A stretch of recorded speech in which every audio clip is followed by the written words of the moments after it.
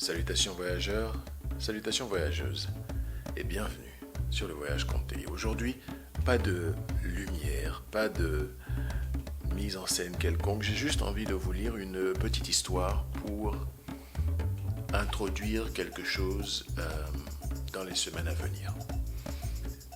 Alors, prêtez bien attention à cette histoire parce que elle a beaucoup de valeur pour moi et je pense qu'elle pourrait aussi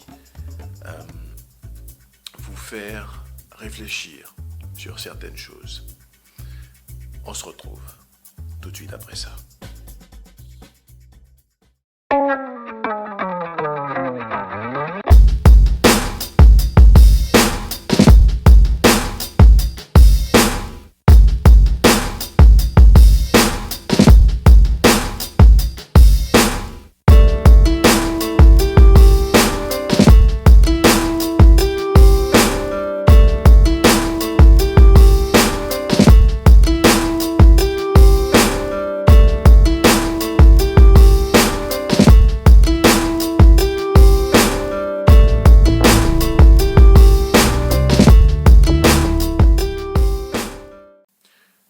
Le conte du jour est tiré d'un livre.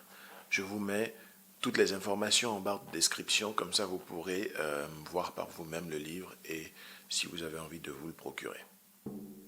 Un roi très cruel faisait régner la terreur parmi ses sujets. Il s'acharnait sur tous ceux qui détenaient un tant soit peu d'autorité. Sans même le savoir, ils devenaient ses ennemis, comme par malédiction. Un jour, il rassembla les jeunes gens du royaume et leur dit « Dites-moi, mes amis, en quoi vos vieux parents vous sont-ils utiles ? Ne voyez-vous pas qu'ils ne sont plus capables de rien, sinon de nous empêcher d'évoluer à notre gré ? J'ai donc pris une grave décision. Toutes ces bouches inutiles, je vous donne l'ordre de les éliminer.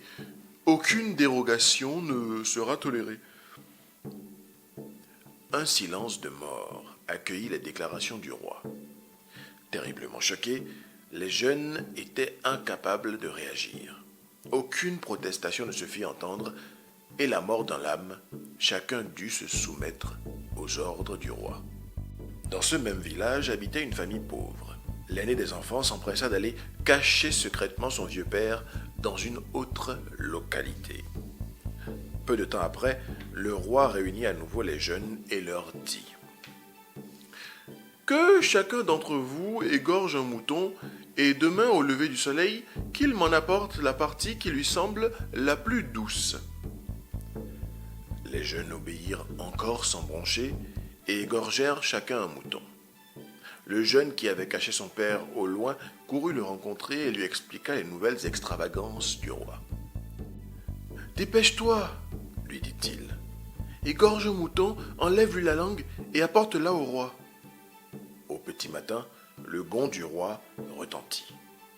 Tous les jeunes prirent la direction du palais, chacun avec son meilleur morceau. La plupart avaient choisi des parties les plus grasses. Le roi réunit les jeunes une troisième fois et leur dit « Chacun d'entre vous doit tuer un bouc. Amenez-moi pour demain la partie la plus amère. » Cette nouvelle décision du roi plongeait les jeunes dans une grande perplexité mêlée d'épouvante. À quel jeu le roi était-il en train de jouer ? L'absence des vieux commença à se faire sentir. S'ils avaient été là, il leur aurait indiqué ce qu'il fallait faire. Celui qui avait caché son père courut une fois encore le consulter et lui expliqua les nouvelles exigences du roi. Sa réponse ne se fit pas attendre. « Emporte-lui le même morceau. S'il te demande pourquoi, tu lui répondras « La langue nous permet de parler, d'échanger de nouvelles, de plaisanter, de rire et de réconforter. Mais elle peut aussi amener la querelle, la vengeance, la guerre et toutes les souffrances qui l'accompagnent. » Le lendemain matin, sans attendre, les jeunes se rassemblèrent chez le roi. Chacun avec son morceau de viande. Certains avaient choisi les pattes, d'autres les intestins, d'autres encore les testicules, des parties sans graisse. Mais tous étaient comme paralysés de peur dans l'attente de la réaction du roi. Le cérémonial habituel se déroula en présence de tous les gens du village. Tour à tour, les jeunes se présentèrent avec le morceau de leur choix. Le jeune homme, pauvre, s'avança lui aussi et présenta au roi une langue de bouc. Le roi s'en étonna et lui dit d'un ton sec. « Tu oses me présenter le même morceau que l'autre jour, petit impudent.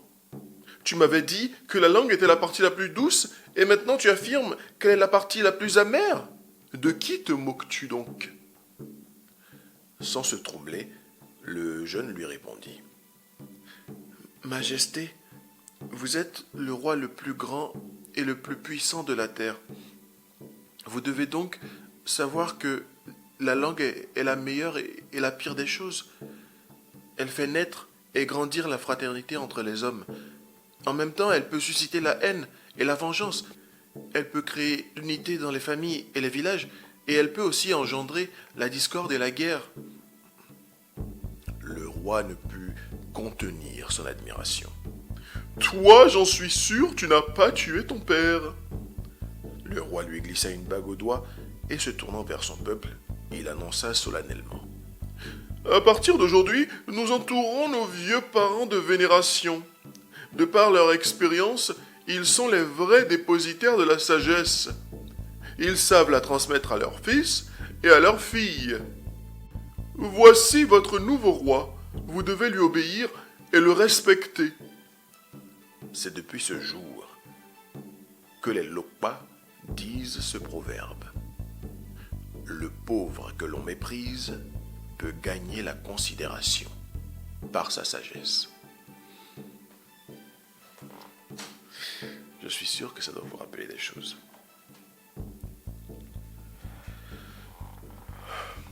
Je suis sûr que ça vous remet au tout début du voyage compté. C'est normal. C'est une histoire que j'ai tirée du tout premier livre que nous avons découvert sur le voyage compté. Et comme je vous ai dit, c'est un conte qui m'est resté longtemps dans la tête et que j'avais envie de vous partager. Une fois de plus, je vous l'ai dit, toutes les infos sur le livre seront en barre de description. Ce conte me laisse le temps de vous faire patienter un peu pour ceux qui se préparent et j'espère quand même que de cette sagesse, de cette morale et de l'histoire qui est relatée dans le conte, vous tirerez une ou plusieurs choses d'utiles. Voyageurs, voyageuses, un plaisir de vous lire ces histoires. J'espère vous retrouver très bientôt. Et d'ici là, bonsoir.